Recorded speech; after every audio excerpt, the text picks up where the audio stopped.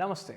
Welcome to part 4 of our 100-part series of refuting Rāmānuja. Today we'll see how Bhagavan Krishna's words in 2.20 "Na jayate mriyate va kadachit" completely destroys the entire Pancharātra cosmology and expose Rāmānuja's dependence on an Advaita system.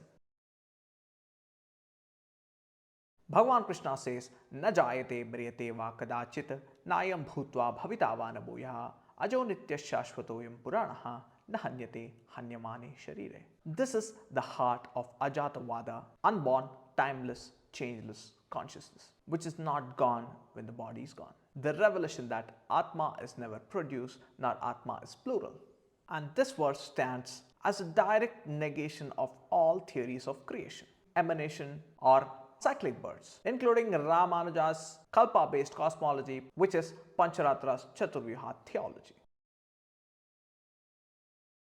According to Pancharatra, from Vishnu, who is sitting in Vaikuntha, first came Vasudeva, and from Vasudeva arises Sankarshana. From Sankarshana arises Pradyumna, and from Pradyumna arises Aniruddha. And Sankarshana is said to represent all Jivas, or the origin of all Jivas, or Jiva Tattva. So in this system, which is a sequence of divine births, an emanation model of Bhagavan and Jivas. This theory is flatly negated by Sri Vedavyasa in Brahma Sūtra 2.42 Utpatti Asambhavat. There can be no real origination of one Bhagavan. In other words, the idea of 4 Vyuhas, each being a manifestation born from the previous, is against the Veda. There is only one Lord who is appearing as all the Devatas, like Brahma, Vishnu and Shiva, the 3 Murtis, which is also presented in many Puranas. This is the Vaidika vision. One Vastu is appearing as all names and forms, never really born or divided.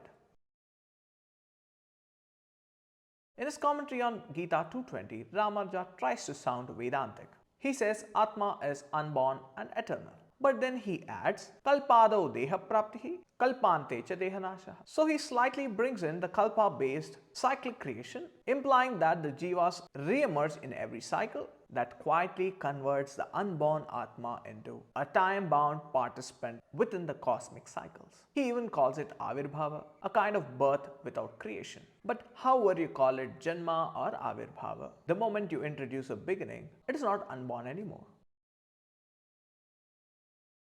Let's look at what the true Vedic lineage teaches. Sri Vedavyasa in Brahma Sutras declare Utpatti Asambhavat, impossibility of a real creation.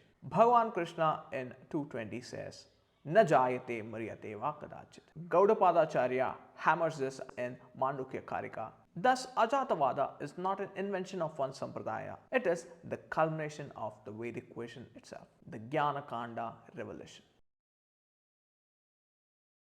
When this truth of unborn reality is missed, the birth becomes real for Atma. Then the Kalpa theory becomes real. Then the 4 Vyuhas are proved as real. Once these are all accepted as real, then as Shruti says, Satyam Jnanam Anantam Brahma, though Brahma is no longer Satyam, but all the above are taken as Satyam, which indeed is samsara. And as long as this samsara is there is no Jīvanmukti.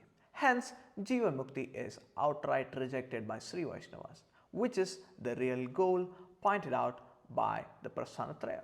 And because of time, creation, cyclic births are real, you can never be free here and now. You can only hope for moksha after death. In some Vaikuntha, mistaking and falsely correlating it with Archiradi Marga talked about by Shruti. And this is how the whole commentary of Ramanuja turns into dogma. So let's be clear. Bhagavan Krishna says Na jayate. Sri Vedavyasa says Utpatti Asambhavat. Shruti says Sabrahma, Savishnuhu, Sarudraha is appearing as all.